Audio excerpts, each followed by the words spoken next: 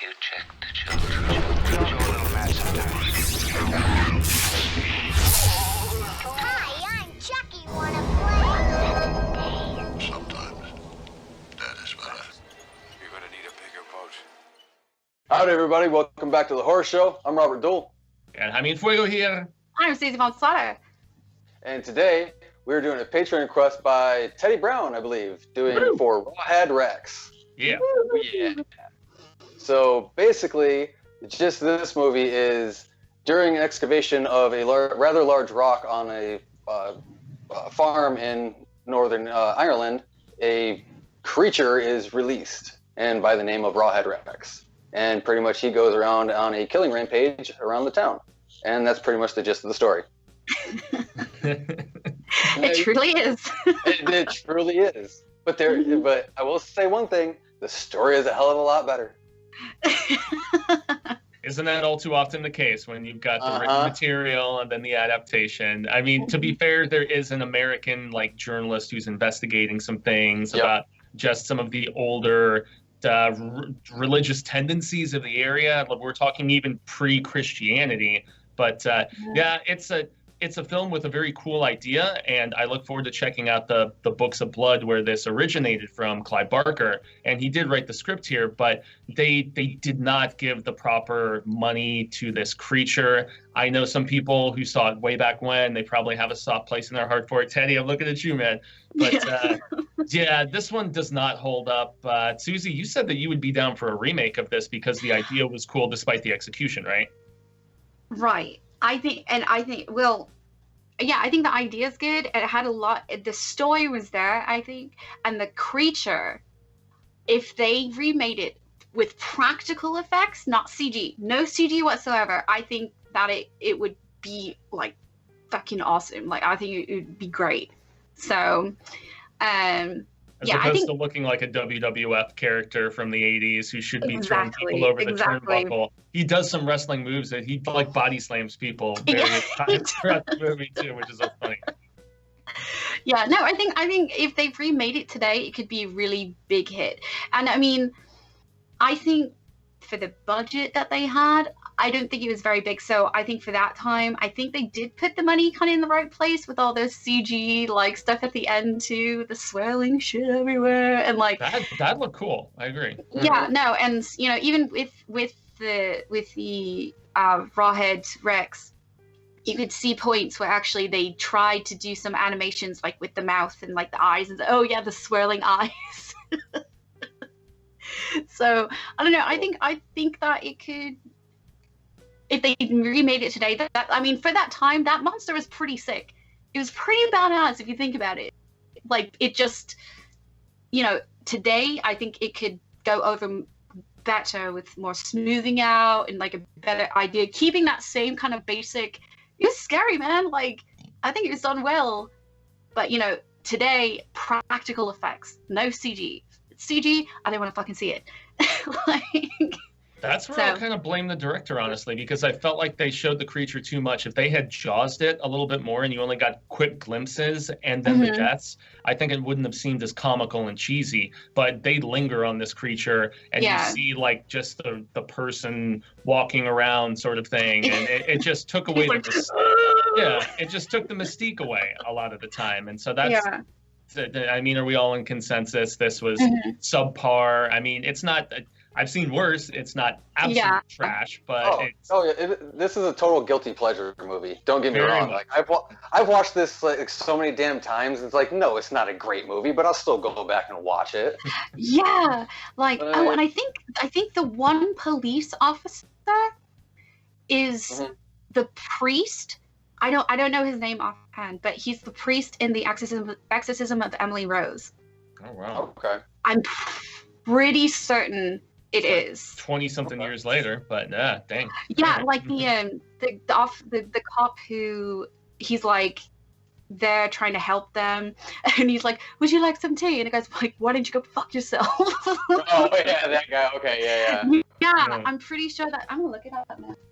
I'm gonna find out. Talk amongst yourselves. Yeah. I mean, Robert, you said the story, obviously.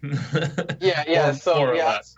I've gone through the story like a few times and everything, and like there are major drastic changes obviously from the story because the story does focus more on Rawhead and whatnot, and especially for the description of what he is. For what we got in the movie is nothing, not even remotely close, except for the eyes.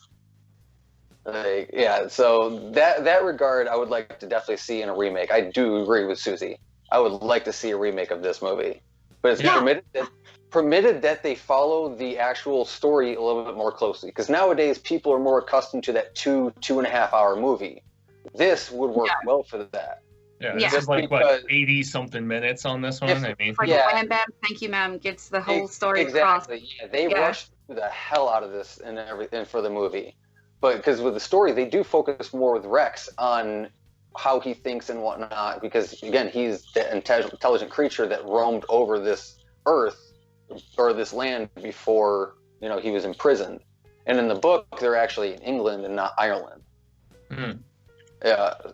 Which is weird, that him being an Englishman and everything, Mr. Barker, that he would change the setting of it. Maybe that was because of where they were trying to shoot it, and that is one thing. You can tell they're not on sound stages or anything. They're actually out there on the Irish countryside filming this movie, and it does feel authentic in that regard, which we can get to, later on. But it did at least feel legit in that essence. So. Mm-hmm. Oh, most definitely. And shooting on location most definitely helped this movie. Because I don't think it would have worked as well if they were shooting it on like a studio lot and things like that. Mm-mm. Yeah. It wouldn't have like. Don't get me wrong. Like it hasn't particularly aged as well, but it's aged a little bit better because of the practical and how where they shot the movie. Mm. Yeah, agreed.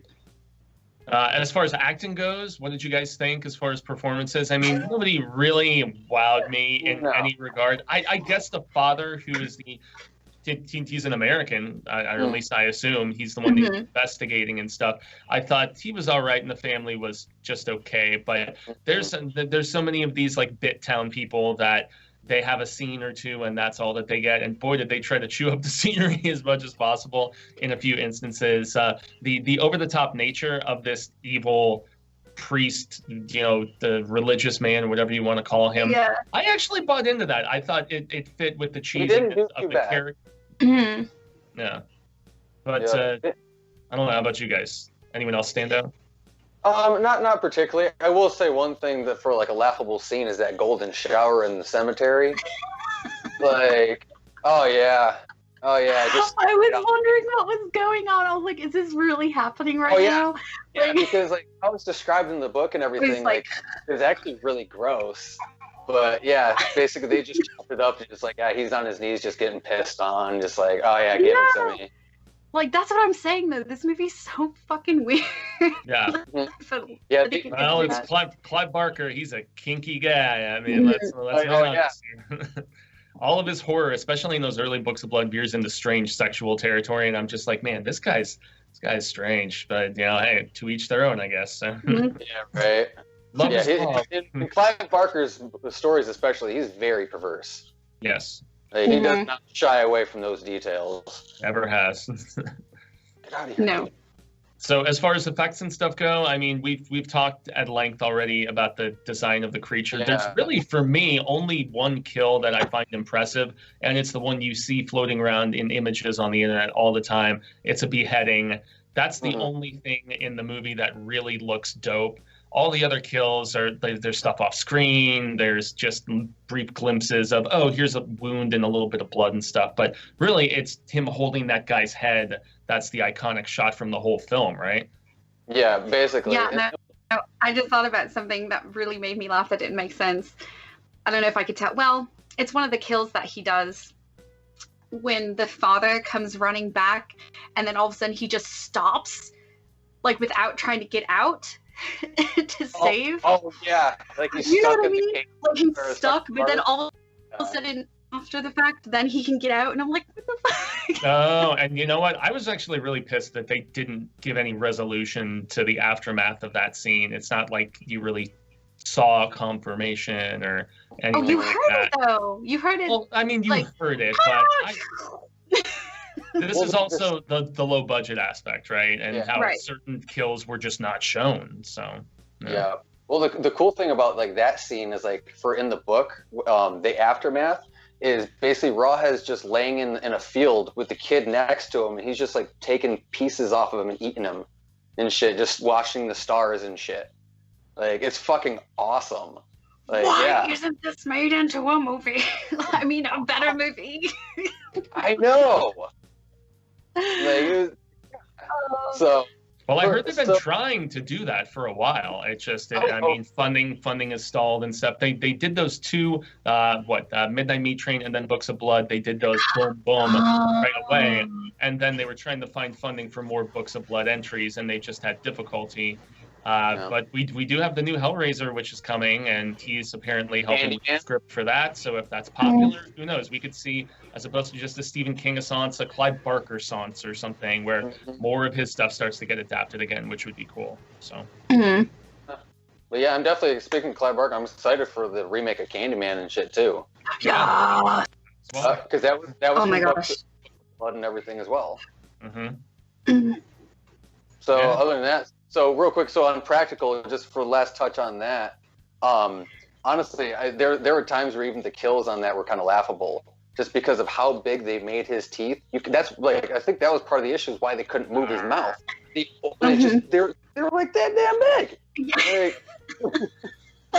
Like, it was ridiculous. It was so good. I mean, in a bad way, but it was so good. Yeah, like don't get me wrong. Like there's still a part of me that, like I poke fun at the design of Rawhead, but I still dig the hell out of it because he's intimidating. One of the kills in the one scene with the girls in the trailer, and he comes through the window to get her, and the guy tries to save her by grabbing onto her shirt.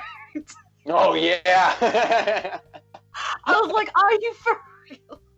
All of the needless nudity in these 80s Come on, movies, wait. especially after I watched Bloody Birthday this weekend, where there's just like, oh, there's boobs for whatever reason. They don't necessarily need to be there, but there they are.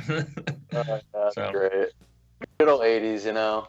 Yeah, gotta love it. Score, not really anything. Nothing. No. Nothing to write home about. Nothing too incredibly memorable. But I mean, it's still, this is the definition of a cult movie, and one that deserves a little bit more attention. And I'm so down to seek out the source material now that Robert was mentioning, because it obviously was a little bit more defined and less like gooftastic than this. So.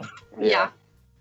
Hell yeah, guys. Well, I guess that about does it for us. Once again, shout out to Teddy Brown for being a longtime patron. If you guys want to become patrons yourselves and actually just request stuff for us to review, do commentaries for, we have something called the Boogie Box, which is like one of the top tiers of just supporting this show, which we greatly appreciate. We will send a cool box of horror stuff to you. We get lots of goodies from various peeps over the course of the time that we do this stuff every month. But yeah, I guess that'll call it a day. I've been Jaime and Fuego.